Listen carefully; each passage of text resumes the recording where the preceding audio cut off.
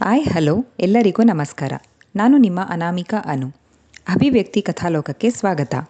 ಯಾರೆಲ್ಲ ಈ ಚಾನಲನ್ನು ಸಬ್ಸ್ಕ್ರೈಬ್ ಮಾಡ್ಕೊಂಡಿಲ್ಲ ದಯವಿಟ್ಟು ಸಬ್ಸ್ಕ್ರೈಬ್ ಮಾಡಿಕೊಂಡು ಪ್ರೋತ್ಸಾಹ ನೀಡಿ. ಪ್ರೀತಿಯ ನಿರೀಕ್ಷೆಯಲ್ಲಿ ಕಥೆಯ 4ನೇ ಅಧ್ಯಾಯವನ್ನು ನೀವೆಲ್ಲ ಕೇಳಿ ಇಷ್ಟಪಟ್ಟಿದ್ದೀರಿ ಅಂತ ಭಾವಿಸ್ತೀನಿ.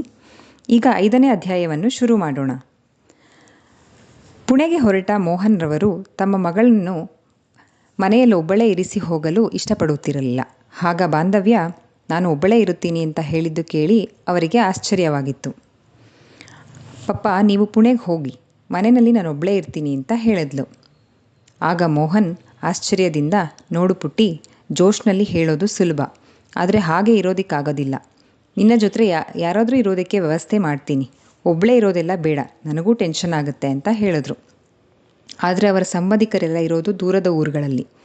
ಬಾಂಧವ್ಯಳ ಜೊತೆ ಇರೋದಕ್ಕೆ ಯಾರೂ ನಂಬಿಕಸ್ಥರು ಸಿಗದಿದ್ದ ಕಾರಣ ಅವಳನ್ನು ಅವಳ ಕಾಲೇಜ್ ಹತ್ರ ಇರೋ ಒಂದು PGಗೆ ಸೇರಿಸೋ ನಿರ್ಧಾರ ಮಾಡ್ತಾರೆ ಅವಳ ತಂದೆ ಮೋಹನ್. PG ನೋಡಿಕೊಂಡು ಮನೆಗೆ ಬಂದವರು, ಪುಟ್ಟಿ ನಿನ್ನ ಜೊತೆ ಇರೋದಕ್ಕೆ ಯಾರೂ ಸರಿ ಹೋಗ್ತಿಲ್ಲ, ಇವಾಗಿನ ಕಾಲದಲ್ಲಿ ಯಾರನ್ನೂ ನಂಬೋದಕ್ಕಾಗಲ್ಲ. ಅದಕ್ಕೆ ನಿಮ್ಮ ಕಾಲೇಜಿನ ಹತ್ರ ಲೇಡೀಸ್ PG ಒಂದು ಇದೆಯಲ್ಲ, ನೀನು ಸ್ವಲ್ಪ ದಿನ ಅಲ್ಲಿರು. ಹೇಗಿದ್ದರೂ ನಿನ್ನ ಫ್ರೆಂಡ್ಸ್ ಎಲ್ಲ ಅದೇ PGನಲ್ಲಿದ್ದಾರೆ ಅಂತ ನೀನೇ ಹೇಳ್ತಿದ್ದೆ ಅಲ್ವಾ, ನಿಂಗೂ ಕಂಪನಿ ಸಿಕ್ಕಿದ ಹಾಗೆ ಆಗುತ್ತೆ ಅಂತ ಹೇಳಿದ್ರು. ಆಗ ಬಾಂಧವ್ಯ, ಪಪ್ಪ ನಾನೊಬ್ಬಳೇ ಇರ್ತೀನಿ ಅಂತ ಹೇಳಿದ್ದೆ ತಾನೇ, ಮತ್ತ್ಯಾಕೆ ಈ PG ಎಲ್ಲ? ಅದೂ ಅಲ್ಲದೆ ಆ PGನಲ್ಲಿ ಊಟ ಸ್ವಲ್ಪನೂ ಚೆನ್ನಾಗಿರೋದಿಲ್ಲ ಅಂತ ನನ್ನ ಫ್ರೆಂಡ್ಸ್ ಹೇಳ್ತಾ ಇರ್ತಾರೆ. ಮೊದಲೇ ನಾನು ತಿಂಡಿ ಪೋತಿ, ಊಟನೇ ಚೆನ್ನಾಗಿರೋದಿಲ್ಲ ಅಂದರೆ ಅಲ್ಲಿ ಹೇಗಿರಲಿ ಅಂತ ಕೇಳಿದ್ಲು. ನೀನು ಮನೆಯಲ್ಲಿದ್ದರೆ ಅಡುಗೆ ಮಾಡ್ಕೋಬೇಕು, ಅದು ನಿನ್ನಿಂದ ಆಗೋದಿಲ್ಲ. ಊಟ ಸರಿ ಇರಲ್ಲ ಅಂತಂದರೆ ನಮ್ಮ ಹೋಟೆಲಿಂದ ದಿನ ಊಟ ತರಿಸ್ಕೊ. ಸ್ವಲ್ಪ ದಿನ ಅಲ್ವಾ ಪುಟ್ಟಿ, ಅಡ್ಜಸ್ಟ್ ಮಾಡ್ಕೊ, ನಾನು ನಾಳೆನೇ ಹೊರಡಬೇಕು, ಅಷ್ಟರಲ್ಲಿ ನಿನಗೊಂದು ವ್ಯವಸ್ಥೆ ಮಾಡಬೇಕು ಅಂತ ಕೇಳಿಕೊಂಡ್ರು ಮೋಹನ್. ಆಗ ಬಾಂಧವ್ಯ, ಪಪ್ಪ ನಾನು ಮನೆಯಲ್ಲೇ ಇರ್ತೀನಿ, ಊಟನ ನಮ್ಮ ಹೋಟೆಲಿಂದನೇ ತರಿಸ್ಕೊಂಡ್ರೆ ಆಯಿತು, ಜೊತೆಗೆ ಆಗಾಗ ನಿತ್ಯ ಮತ್ತು ನಿಶಾ ಬಂದು ಹೋಗ್ತಾ ಇರ್ತಾರೆ, ಡೋಂಟ್ ವರಿ ಪಪ್ಪ, ನೀನು ಆರಾಮಾಗಿ ಹೋಗ್ಬಾ ಅಂತ ಅಪ್ಪನಿಗೆ ಧೈರ್ಯ ಹೇಳಿದ್ಲು. ಆಗ ಮೋಹನ್, ಇಷ್ಟು ವರ್ಷದಲ್ಲಿ ಒಂದು ದಿನವೂ ಒಬ್ಬಳನ್ನೇ ಮನೇಲಿರೋಕ್ಕೆ ಬಿಟ್ಟಿಲ್ಲ ನಾನು. ಒಂದು ಹಲ್ಲಿನೋ ಜಿರಳೆನೋ ನೋಡಿದ್ರೆ ಕಿರ್ಚಿ ರಂಪಾಟ ಮಾಡ್ತೀಯ, ಅಂಥದ್ರಲ್ಲಿ ಒಬ್ಬಳೇ ಇರ್ತೀನಿ ಹೋಗಿ ಬನ್ನಿ ಅಂತ ಹೇಳೋದು ಬೇರೆನಾ? ನನ್ನ ಮಾತನ್ನ ಕೇಳು, ಸುಮ್ಮನೆ PGನಲ್ಲಿರು, ಅದೇ ಸೇಫ್ ಅಂತ ಹೇಳಿದ್ರು ಮೋಹನ್. ಅಪ್ಪ ಅಷ್ಟು ಹೇಳಿದ ಮೇಲೆ ಅವಳು ಕೂಡ ಹಠ ಮಾಡಲಿಲ್ಲ, PGನಲ್ಲಿರೋದಕ್ಕೆ ಒಪ್ಪಿಗೆ ಕೊಟ್ಟಳು. PGನಲ್ಲಿರೋದು ಅಂತ ನಿರ್ಧಾರ ಆದ ನಂತರ ಬಾಂಧವ್ಯ ಮತ್ತು ಮೋಹನ್ ಇಬ್ಬರು ಹೋಗಿ PGಯಲ್ಲಿ ಏನೆಲ್ಲ ವ್ಯವಸ್ಥೆ ಇದೆ ಅಂತ ನೋಡಿಕೊಂಡು ವಾಪಸ್ ಬರ್ತಾಯಿದ್ರು. ಆಗ ಅವರ ಗೆಳೆಯ ಶಂಕರ್ ಕಾಲ್ ಮಾಡಿದ್ರು. ಅಲೋ ಮೋಹನ್, ಎಲ್ಲೋ ಇದ್ದೀಯಾ? ನಾನು ಮತ್ತು ನನ್ನ ಹೆಂಡತಿ ನಿಮ್ಮ ಹೋಟೆಲ್ ಹತ್ರನೇ ಇದ್ದೀವಿ, ಇವಾಗ ಭೇಟಿ ಮಾಡೋದಕ್ಕಾಗತ್ತಾ ಅಂತ ಕೇಳಿದ್ರು.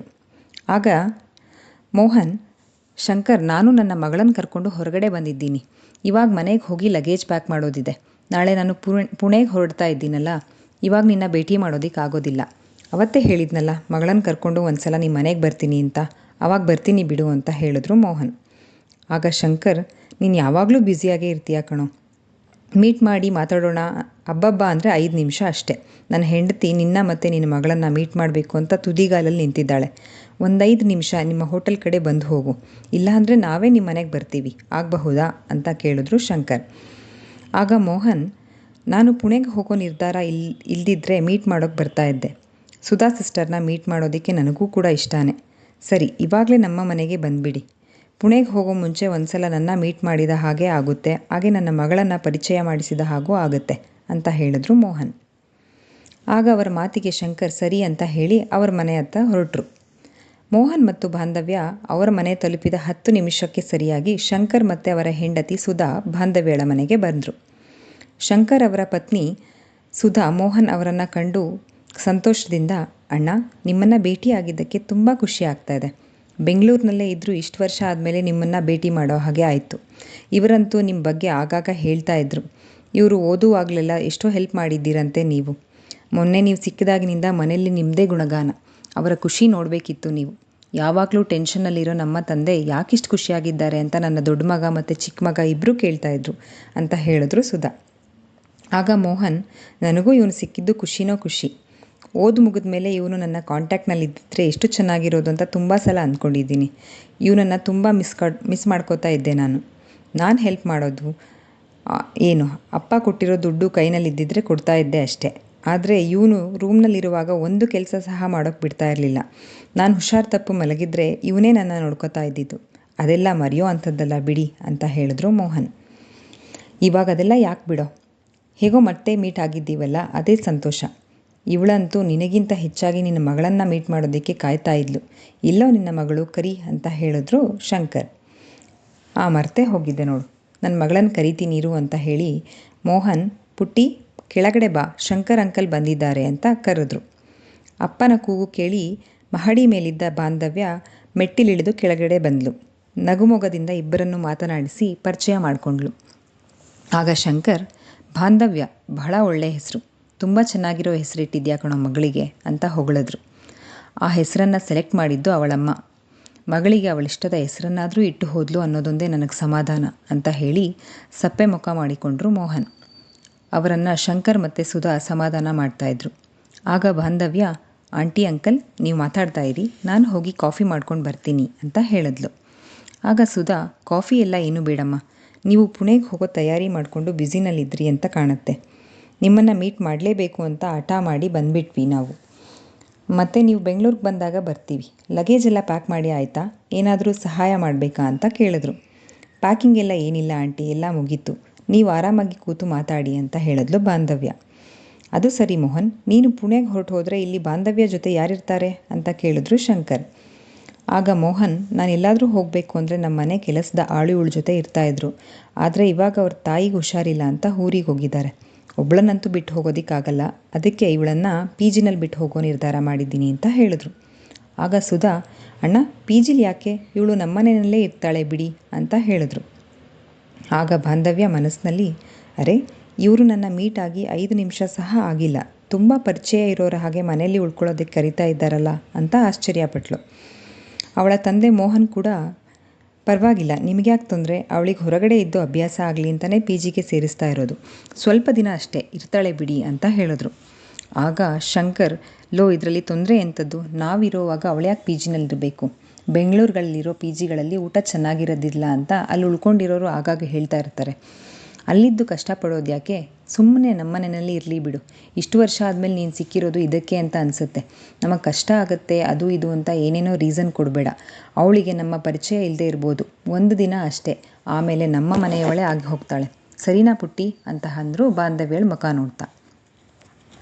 ಗೊಂದಲದಲ್ಲಿದ್ದ ಬಾಂಧವ್ಯ ತನ್ನಪ್ಪನ ಕಡೆ ನೋಡಿದ್ಲು. ಅವರನ್ನು ಗಮನಿಸಿದ ಸುಧಾ, ಅಣ್ಣ ನೀವು ತಲೆ ಕೆಡಿಸ್ಕೋಬೇಡಿ, ಸುಮ್ಮನೆ ಅವಳನ್ನು ನಮ್ಮ ಮನೆಗೆ ಕಳಿಸಿ, ನಾನೇ ಅವಳ ಪೂರ್ತಿ ಜವಾಬ್ದಾರಿ ತಗೋತೀನಿ. ನಿಮ್ಮ ಮನೆಯಲ್ಲಿ ಹೇಗೆ ಆರಾಮಾಗಿದ್ಲೋ ಹಾಗೆ ನಮ್ಮ ಮನೆಯಲ್ಲೂ ಇರ್ತಾಳೆ, ನಮ್ಮ ಮಗಳ ಥರ ನೋಡ್ಕೋತೀವಿ. ನೀವು ಇವರಿಗೆ ಎಷ್ಟೆಲ್ಲ ಸಹಾಯ ಮಾಡಿದ್ದೀರಾ, ಅದ್ರ ಮುಂದೆ ಇದೇನೂ ಅಲ್ಲ. ನೀವು ಕಳಿಸೋದಿಲ್ಲ ಅಂದರೆ ನಾವಿಲ್ಲಿಂದ ಹೋಗೋದೇ ಇಲ್ಲ. ನಾವು ಬಂದದ್ದು ಒಳ್ಳೆಯದೇ ಆಯಿತು, ಇಲ್ಲ ಅಂದಿದ್ರೆ ನೀವು ಇವಳನ್ನು ಕರ್ಕೊಂಡು ಪಿ ಜಿಲಿ ಬಿಡ್ತಾಯಿದ್ರಿ. ಇವಾಗ ಹೋಗ್ತಾ ನಾವು ಇವಳನ್ನು ಕರ್ಕೊಂಡೇ ಹೋಗೋದು ಅಂತ ಹಠ ಮಾಡಿ ಹೇಳಿದ್ರು. ಮೋಹನ್ ಅವರು ಎಷ್ಟೇ ಹೇಳಿದ್ರು ಸುಧಾ ಮತ್ತು ಶಂಕರ್ ಹಠ ಮಾಡಿ ಬಾಂಧವ್ಯನ ತಮ್ಮ ಮನೆಯಲ್ಲಿ ಉಳಿಸ್ಕೊಳ್ಳೋ ಅಂತ ಅದಕ್ಕೆ ಒಪ್ಪಿದ್ರು. ಬಾಂಧವ್ಯಳಿಗೆ ಅವರಿಬ್ಬರು ಮೊದಲ ಭೇಟಿಯಲ್ಲೇ ತುಂಬ ಹಿಡಿಸಿದ್ರು. ಅವಳಪ್ಪ ಹೇಳಿದ ಹಾಗೆ ಅವರ ಮನೆಯಲ್ಲೇ ಹೋಗಿ ಉಳಿದುಕೊಳ್ಳೋ ಅಂತ ನಿರ್ಧಾರ ಮಾಡಿದ್ಲು ಬಾಂಧವ್ಯ. ಅವರ ತೀರ್ಮಾನದಿಂದ ಖುಷಿಯಾದ ಸುಧಾ, ಹಾಗಾದರೆ ಇವಾಗಲೇ ನಿನ್ನ ಲಗೇಜ್ ಎಲ್ಲ ತೊಗೊಂಡ್ಬಿಡು ಪುಟ್ಟಿ, ಜೊತೆಯಲ್ಲೇ ಹೋಗೋಣ ಅಂತ ಅಂದರು. ಆಗ ಮೋಹನ್, ಇವಾಗಲೇ ಬೇಡ ಸಿಸ್ಟರ್, ನಾನು ಹೋಗ್ತಾ ಇರೋದು ನಾಳೆ ಸಂಜೆ, ನಾಳೆ ಅವಳನ್ನು ಕರ್ಕೊಂಡು ನಿಮ್ಮ ಮನೆಗೆ ಬರ್ತೀನಿ ಅಂತ ಹೇಳಿ, ಮತ್ತೆ ನಿಜವಾಗ್ಲೂ ನೀವಿಬ್ಬರು ನನಗೋಸ್ಕರ ತುಂಬ ತೊಂದರೆ ತಗೋತಾ ಇದ್ದೀರಾ ಅಂತ ಅಂದರು ಮುಜುಗರದಿಂದ. ಆಗ ಸುಧಾ, ಅಣ್ಣ ಮತ್ತೆ ಮತ್ತೆ ಅದನ್ನೇ ಹೇಳಬೇಡಿ, ನಿಮ್ಮ ಮಗಳು ನಮ್ಮನೇಲಿರೋದು ನಮಗೆ ಖುಷಿ ವಿಷಯ, ನಮಗಂತೂ ಹೆಣ್ಣು ಮಕ್ಕಳಿಲ್ಲ, ಇವಳು ನಮ್ಮನೆಗೆ ಬಂದರೆ ಮನೆಗೆ ಒಂದು ಕಳೆ ಬಂದ ಹಾಗೆ ಆಗುತ್ತೆ.